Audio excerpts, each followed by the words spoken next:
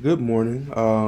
My name is Robert Tatum Jr., and I'm here to deliver my lifelong learning presentation, which I did on the book Medical Apartheid, which worked on the dark that focused on the dark history of medical experimentation on Black Americans from colonial times to the present. It was written by Miss Harriet Washington. So to start off, I'll talk about my SMART goal. My SMART goal was that by the first week in April, I wanted to have read the book and documented 5 cases where explicit and implicit biases caused innocent patients to receive substandard quality of care.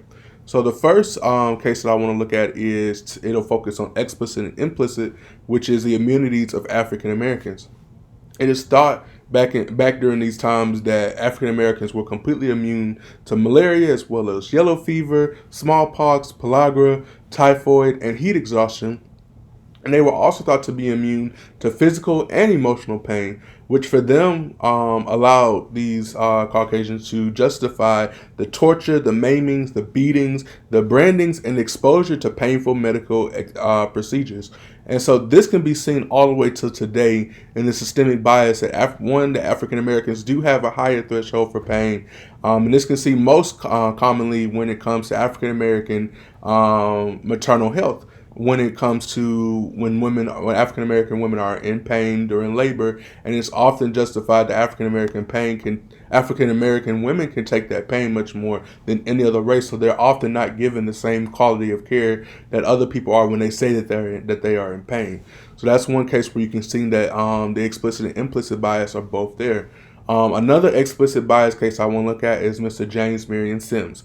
So he experimented on 2 groups, black children and black women. For black children, he punctured their parietal bones and moved them into new positions just to see how the skull would change in time to the new placement of the parietal bone. For black women, peri and postnatally, he made repeated incisions into their vaginal tissue. He offered in both cases no anesthesia during the procedure, but did drug them afterwards with morphine for weeks afterwards, which caused for children and women that had babies drug addiction to morphine, just to see how how they would cope with it. Another extreme case that we want to look at as far as explicit bias is the Tuskegee syphilis experiment, which was done in Macon County, Alabama back in 1932, and it continued for 40 years. Basically, in this study, they lied to 600 poor black men that had syphilis. They studied their disease and as it progressed, but did not treat them with the cure, which was penicillin during that time. However, they did promise healthcare and drugs, but only ever gave aspirin. The Public Health Service justified it and characterized blacks as intellectually inferior, impetuous, degenerate, and above all, at the mercy of frighteningly powerful sex drives, when in reality, 61% of the cases weren't even venereal, which means they were not sexually derived. These sick men were tracked until death to ensure that they could look at their autopsies and see how they died and how it affected their body.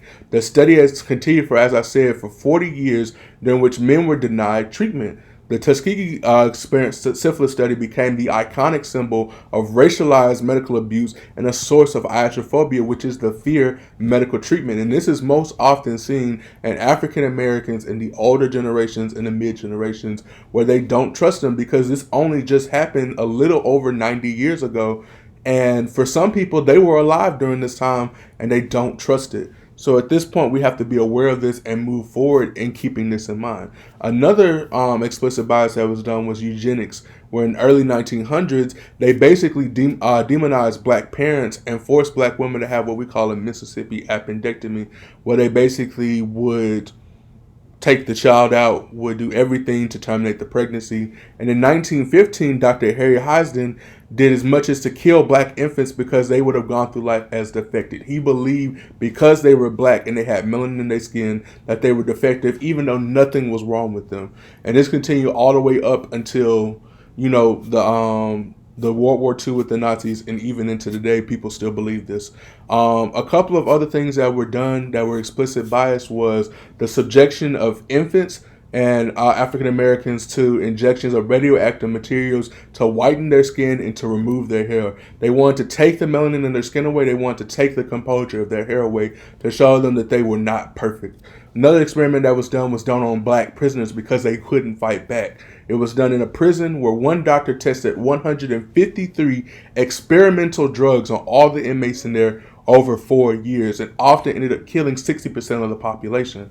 Another case was where black children were not exempt from any of these experiments, and these infants were tested for HIV, knowing that their parents had HIV, and they withheld the status and told them that they didn't have HIV just to see how the children grew up. And most often than not, these children ended up dying early in age because they didn't know they had HIV, so they couldn't take care of the needs that they had, which in case gave them substantive care. When I look at it all the way down the line, I have to say that I really enjoyed my lifelong learning presentation. I had a great time studying. It really did repulse me the different things that were done to African Americans throughout time. But that is why I want to work so hard to not only increase the better standard of care, but cause equality and equity among all when it comes to care, because no person should get any type of different care just because of who they are, where they're from, or what they believe.